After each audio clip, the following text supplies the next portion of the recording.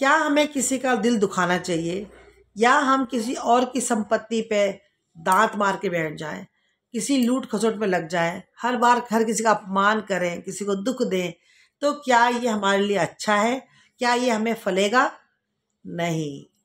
तो आज जो मेरी चर्चा है वो इसी बात पे है। आप सभी को मेरी राम राम। आप मेरे चैनल को लाइक करिए, सब्सक्राइब करिए और शेयर करिए, और कमेंट्स में लिख के बताइए चर्चा आपको कैसी लगी। देखो, संसार में हम आए हैं, तो जब हमें ये बात समझ में आ जाए कि संसार में रहने के नियम क्या हैं, या हम धरती पे किस लिए आए हैं, तो सभी जानते हैं कि हमारा मकसद सिर्फ यही है कि हमें परमात्मा ने भेजा है परमात्मा का नाम लेने के लिए। हमने जो बुरे कर्म कर रहे हैं पिछले जन्म में, उस कर्मों को सुधारने के लिए, हमसे और कोई पाप ना हो, किसी को दिल ना दुखे किसी का हमारे से, इन सब के लिए हम धरती पे आए हैं। गृहस्थी है, संसार है, समाज है, ये सब लेके चलना पड़ता है। किसी की खुशी के लिए थोड़ा बहुत झूठी बोलना पड़ता है, कुछ अपना बुरा ना हो जाए तो लड़ना ही पड़ता है। लेकिन इसका मतलब ये नहीं है कि हम किसी का दिल दुखाएं, किसी को परेशान करें। तो इस बात को हम ऐसे छोटी सी एक चर्चा या कहानी सी लेते हैं कि एक महिला रहती है, उसका पति रहता है, उसकी एक सुंदर छोटी सी कन्या रहती है। तो वो कन्या और माँ और पिता तीनों अपने जीवन में बहुत खुश रहते हैं। अब जो महिला रहती है, उस औरत की आदत रहती है कि वो कभी किसी का दिल नहीं दुखाती है। भगवान ने उसे जितना दे रखा है उसमें वो खुश रहती है, और वो क्या, लोगों को दान पुण्य करती है, किसी को भूखा जाने देती गंदराए से, किसी से अपशब्द नहीं बोलती है, और सिर्फ एक शिव भक्ति में लगी रहती है।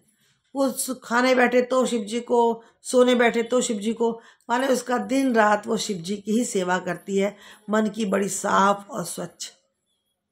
कुछ लोग कहते हैं उसके आसपास के लोग, ये ऐसी करती है वैसे करती, दिखावा करती, लेकिन सबकी बोलती उसने अपनी पूजा और अच्छे कर्म करके बंद कर दी।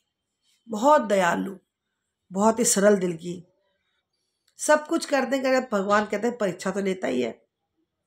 अब उसका जो पति था वो एक स्टील की फैक्ट्री में काम करता था। अब वहाँ एकदम एकदम खबर आती है कि तेरे पति को चोट लग गई है, और उसे अस्पताल ले गए। तो बेचारी एकदम पूजा करती रहती है और हाथ जोड़ कहती है, परमात्मा ये क्या सुनने को मिल रहा है, अब आप ही रक्षा करना। और वो फिर पकड़ी चली जाती है अस्पताल।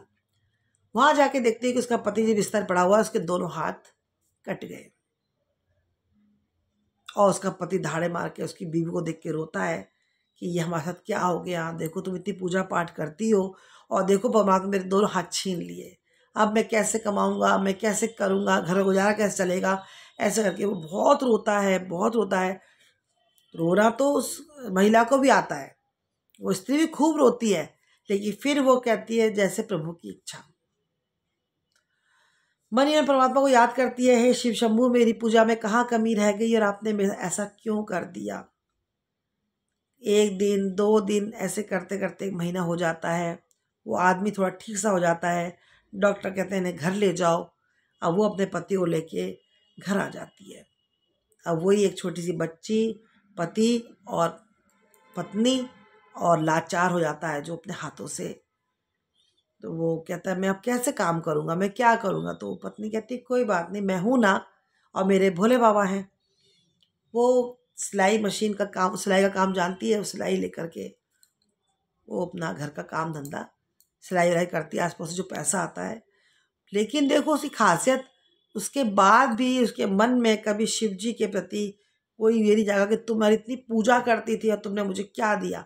वो फिर भी परमात्मा का धन्यवाद, वही पूजा पाठ, वही सब कुछ दान पुण्य, कितना भी कम पैसा था लेकिन फिर भी उसके दराय से कोई भूखा नहीं जाता था। आसपास के लोग भी कहते थे इसकी हिम्मत है, ये है वो करके बात करते, पर वो बस अपनी बच्ची को और अपने आदमी का ध्यान रख के अपने परिवार के साथ जीवन बिताती रहती है। 10 एक साल बीत जाते हैं। वो लड़की जो 6-7 साल की लड़की थी वो युवा हो जाती है, बहुत सुंदर, बहुत प्यारी बच्ची बनती है। अब सब आसपास के लोग कहने लगते हैं लड़की बड़ी हो रही है, शादी करो शादी करो, उसकी शादी कर दो। तो वो कुछ नहीं बोलती है, आके भगवान के आगे बैठ जाती है कि मैं क्या करूं, आप मुझे बताओ। जो मैं कमाती हूँ उससे घर का गुजारा है, और इनके दवाई वगैरह में चला जाता है पैसा। अब मैं नहीं जानती, आपने ही ये दुख दिया है, आप ही दुख से निकालो। 2-4 दिन के बाद ही एक पंडित जी आते हैं, वो कहते हैं कि तुम्हारी बिटिया के लिए मैं बहुत सुंदर रिश्ता लेके आया हूँ। तो कहती है इतना बड़ा घराना बता रहे हो आप, इतना अच्छा घर बता रहे हो, मेरे पास देने के लिए तो कुछ है ही नहीं, यहाँ तक कि उनके आवभगत करने के लिए भी जगह नहीं है, कहाँ बिठाऊंगी, कहाँ रखूंगी, कुछ है। तो बोला वो लोग इतने पैसे वो वाले हैं कि वो सिर्फ आपकी लड़की मांग रहे हैं, वो सिर्फ लड़की चाहते हैं आपकी। तो वो कुछ नहीं बोलती, उसका पति भी हाँ कर देता है कि ठीक है, बोल दो उनसे, कहना हमारे पास जो लड़की जैसे कपड़े में खड़ी है ऐसी आप विदा करा के ले जाओ, हमारे पास देने के लिए कुछ नहीं है। वो समय भी आ जाता है जब लड़की के लिए दराय पे फेरे पड़ने होते हैं और सौगात की तैयारी होनी होती है। अब वो क्या करे, उसको कुछ था ही नहीं उसके पास, को इतना ही खाना बनता था उसके यहाँ कि वो अपने पति को खिला दे, अपने बच्चे खिला दे और खुद खा ले। कभी कभी तो भूखा भी सोना पड़ता, सिलाई से काम चलता था। तो वो सिर्फ भगवान जी के आगे बढ़ जाती है, हाथ जोड़ के कहती प्रभु मुझे नहीं पता मेरे से कहाँ कमी रह गई, मुझ में क्या कुछ रह गया ऐसा, और जब आपने कष्ट दिया है तो आप इससे निकालो मेरे को। मैं नहीं जानती, मेरे बच्चे का कन्यादान आप ही करो आके, जब आपने मेरे पति के हाथ लिए हैं, और तो आप ही उसका सहारा बनो। और वो पूजा करती रहती है, हाथ जोड़ के बस भगवान का नाम लेती रहती है, लेकिन उसे पता था कि कुछ है ही नहीं राय पे मेरे पे करने के लिए, बस वो आएंगे लड़के वाले राय से और लड़की को ले जाएगा दुल्हा करके। लड़की अपने बैठी रहती है कि माँ जो कहेगी वैसा हो जाएगा, वो भी बेचारी बैठी रहती है, पिताजी भी बिस्तर पड़े रहते हैं।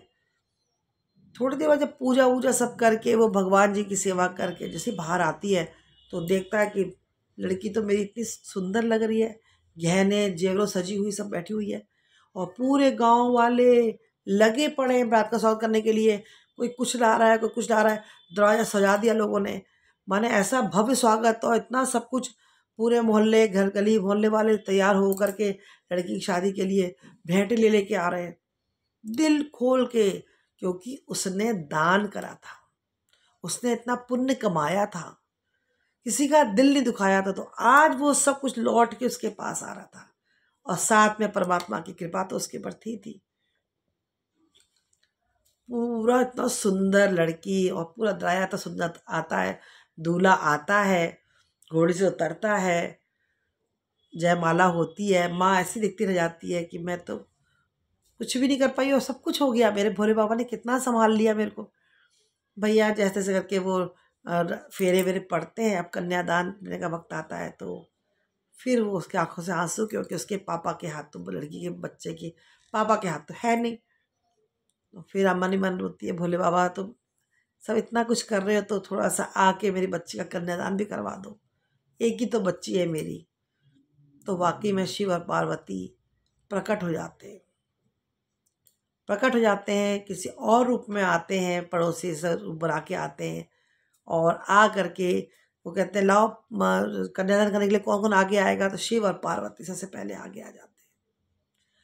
अब भगवान की कृपा जिस पर लग जाए उसका तो भगवान बस पूछो मत, हर किसी को तो की कृपा मिलती नहीं है, वो खुद तो आते नहीं है, जरिया बनाते हैं किसी को भी, या आते भी हैं भेष बदल के, तो हम समझ नहीं पाते हैं कि कब परमात्मा हम सामने आके चला गया, हम लोग तो नादान, हम समझ ही नहीं पाते।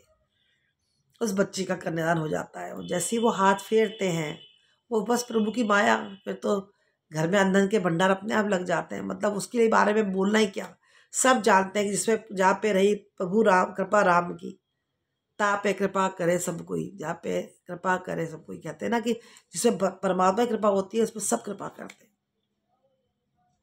ऐसी माया फैलाई और वो लड़की अपने घर चली गई।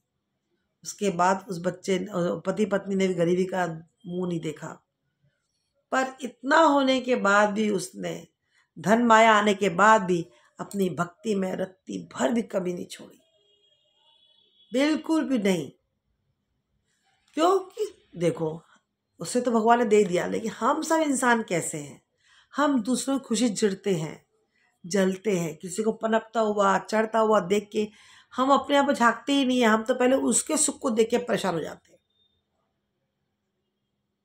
हम परमात्मा पे विश्वास करना छोड़ देते हैं, तुम तो उन्हीं के साथ हो, भगवान उसे देखो कितने गंदे काम करता तभी बहुत साथ दे रहा है उसका, परमात्मा देखो कैसा है, हम इतनी मेहनत करते दिन रात, हमें तो कुछ मिला नहीं, वो देखो इतना बुरा करता है। तभी ये हमारी गलतफहमी है। किसने कहा परमात्मा नहीं देखता? कोई भी युग हो, चाहे ये कल युग ही चल रहा हो, परमात्मा तो फिर भी है। परमात्मा की लीला अपरंपार है। परमात्मा के साथ टक्कर लेना बहुत बड़ा गुनाह है, गलती है।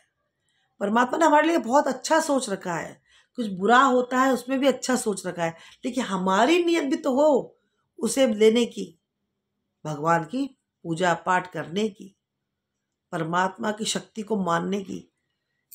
सब अच्छा करता है, वो बुरा करता है उसमें भी अच्छाई होती है। जो कुछ करता है परमात्मा हमारे भले के लिए करता है, लेकिन हमारी नीयत में क्या होना चाहिए? छल कपट नहीं होना चाहिए। दान धर्म, जो दान धर्म करेगा वो लौट के आपके पास आएगा। किसी ने नहीं कहा कि सब लुटा के, घर बार लुटा करके आप दान पुण्य करो, लेकिन जितनी सामर्थ्य उतना करो। होते हुए नहीं करोगे तो पाप है।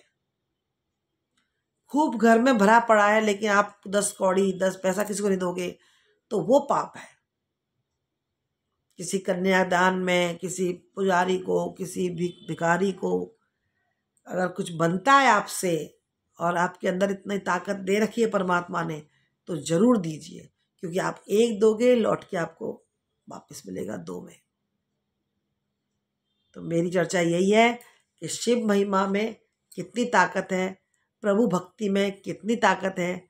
जैसा भगवान उस औरत को सबके साथ अच्छा कराया परमात्मा ने, हम सबके साथ भी करे, पर उससे पहले शर्त ये है कि हमें भी उसकी तरह बनना पड़ेगा।